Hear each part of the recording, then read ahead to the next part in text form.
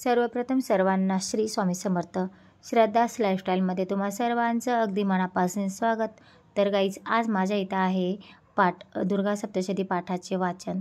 आणि माझ्या घरी कोणतेही छोटे मोठे कार्यक्रम असले तर मी पहिल्यांदी माझा जो दरवाजा आहे त्याला आंब्याच्या पानांचं तोरण बनवत असते.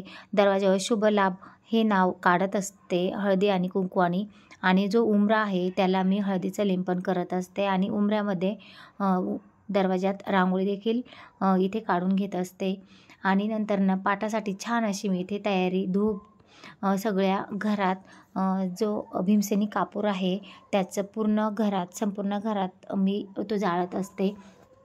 आणि इथे बायका पाठाला खूप साऱ्या आलेल्या पण आहे आणि छान असं पाठाचं वाचन देखील सुरू आहे. तर दर नवरात्रीमध्ये माझ्या इथे मी दुर्गा सप्तशती पाठाचे वाचन हे ठेवतच असते, कारण की रोज मला असं पाठ वाचायला जमत नाही. मग मी एकाच दिवशी बायका जमा करून आणि ते एका दिवशी पाठाचं वाचन इथे करत असते. आणि ते देखील खूप छान प्रकारे इथे होत असते. कन्यापूजन देखील मी करत असते.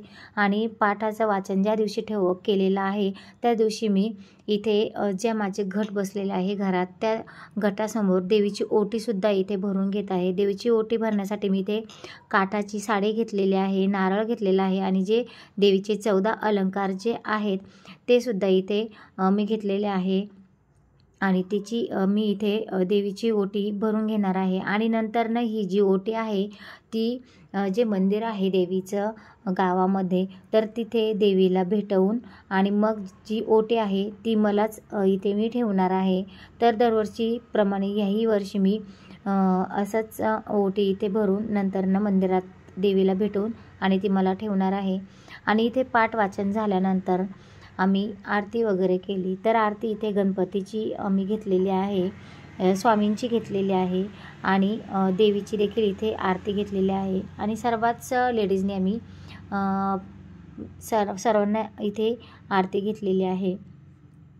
आपल्या घरात जर देवाचं वाचन झालं, देवीच्या दुर्गा सप्तशती पाठाचं वाचन झालं तर एक छान एनर्जी येते, पॉझिटिव्हिटी आपल्या घरात येत असते आणि खूप छान असं घरातलं वातावरण मंगलमय असं होऊन जाते.